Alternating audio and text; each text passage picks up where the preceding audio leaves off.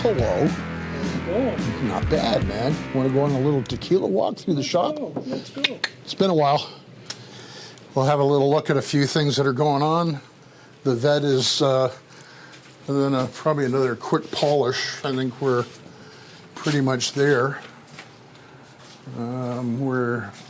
Actually, Bill has found a bit of an issue with one of the motors we were working on. Early stages of it, we noticed that the cam was not fitting properly. So we've got it out, getting it basically honed. And did they say when that's going to come back, Bill? Probably another week. But over there's the the pistons and stuff it's all waiting to go. We've got all the parts for it. So that's the next one up. Seems to be an issue lately trying to get internal parts more so than anything. We're getting, we've got 4 LSs to do, and we can't seem to get the rods that we need for any of them. So, of course, we're halfway into the bottom end of it, and we've got problems. So we're trying to work around it. We'll see what happens, but it seems like it's almost like the COVID stuff's coming back to bite everybody again. So the vet's looking real sweet. And we're going to give it one more quick little tickle and polish. And this is a real interesting car because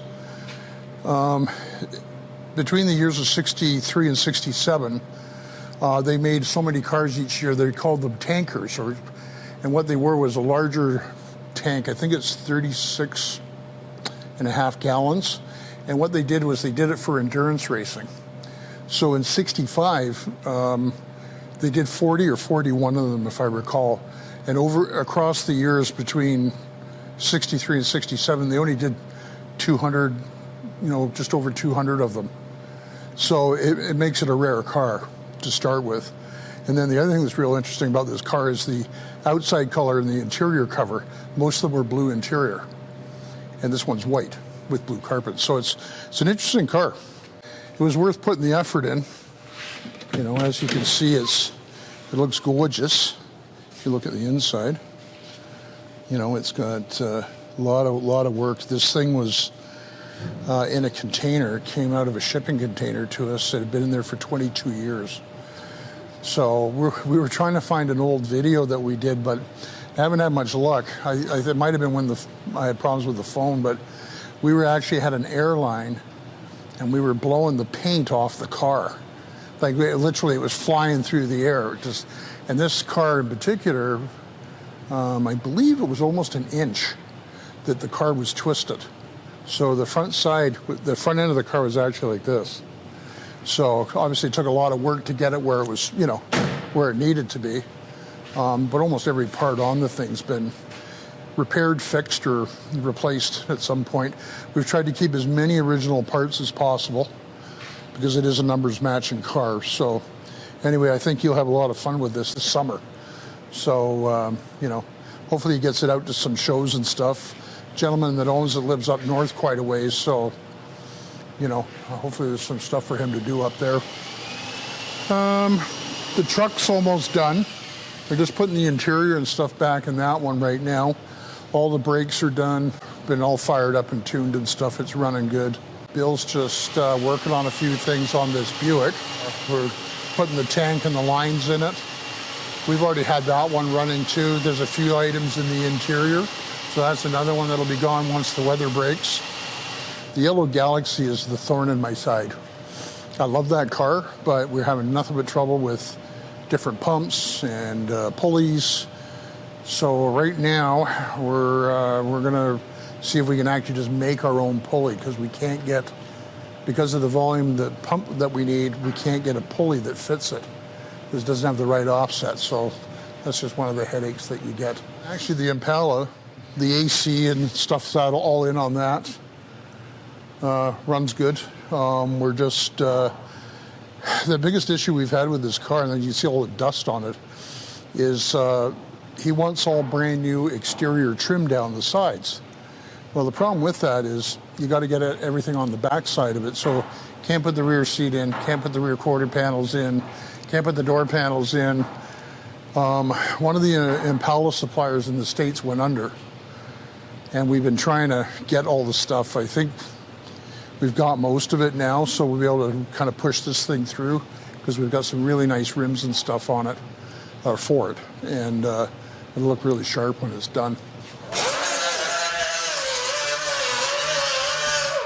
Yeah, as you can see here, like a lot of the smaller stuff on the Z28 is being done, and then we've got the 2 Chevy pickups. So the frames are done on those. Paul's done most of the body work on them to get them to the final stage. And we're going to make the box sides for that, but we have the bender and everything here for that. We do them in-house anyway. So you've got, you know, a 53 and a 54. As you can see, the chassis are done on them.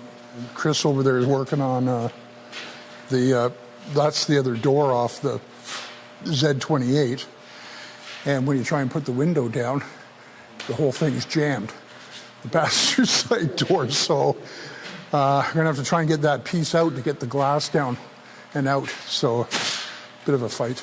I think the Mustang's come along quite a bit since you were here last, right? Oh, yeah. Yeah. All the rocker stuff's done now. We're working on this post here. You can see at the top where it was all kinked in the top here as well, so it's got to come out this way. So all this work results in a nice car when you're finally looking at it all done, instead of what a lot of guys do is just slap a whole bunch of Bondo in there and try and fill the gaps, right? And you can see by the front here on this one that it's got a nice stance, right? The wheel's right at the lip, so we were modifying some of the front steering apparatus at the front to make it sit a little lower. So so the customer, he wants quad exhaust at the back, sort of like a Vet. So we're going to have to make a custom gas tank where we can channel the exhaust to the back. It won't work any other way. So that's sort of next on the list. And again, of course, we have the good old CUDA. As you can see, there was a change in the design. So anyway, it's going to be sharp. We're working on a bunch of stuff. I think he's over there bead rolling it and whatnot. And we've got some different pins for it to rotate on. And so it's something, right? I don't want to interrupt him. He's working on that. I got him a different roller, so it's really nice for corners and stuff on it. So I've been tinkering with that. And then we have poor Dave. Polishing and polishing, but it's looking good. You're just getting it ready for the show. You going to do one more lap around it, Dave, or you think you're just going to leave it the way it is? Light little tickle and then some wax. Yeah. It should look good. Under the lights down there, we've got all the mirrors, the puck lights, the signage is all done. And then we just finished these. These are the stanchions for the corners. So we've got the unruly with the C10 in them. So it's looking good. We're hoping to stay ahead of schedule. Because it always seems that the night before we're running around like a bunch of chickens, their head cut off. So never a dull moment, right?